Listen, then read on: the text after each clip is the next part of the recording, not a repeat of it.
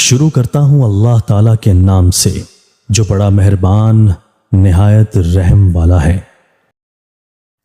ابو ذر سے مروی ہے، انہوں نے کہا کہ مجھے میرے خلیل صلی اللہ علیہ وآلہ وسلم نے 7 باتوں کا حکم دیا۔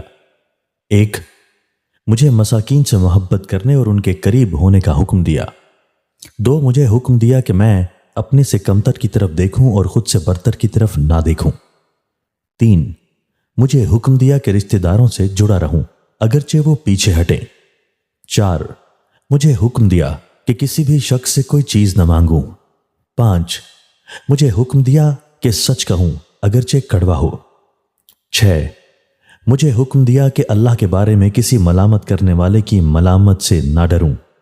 7، مجھے حکم دیا کہ میں لا حول ولا قوت الا باللہ کثرت سے پڑھوں کیونکہ یہ کلمات عرش کے نیچے کے خزانے میں سے ہیں، اور ایک روایت میں ہے کہ یہ جنت کے خزانوں میں سے ایک خزانہ ہے۔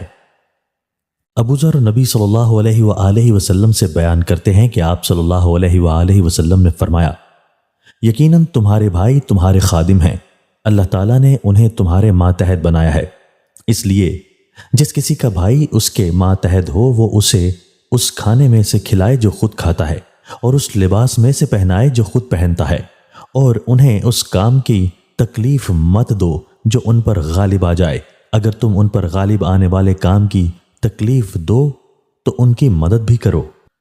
ابو امامہ سے مروی ہے کہ رسول اللہ صلی اللہ علیہ وآلہ وسلم نے فرمایا، یقیناً لوگوں میں سے اللہ کے زیادہ قریب وہ شخص ہے جو ان میں سے سلام میں پہل کرتا ہے۔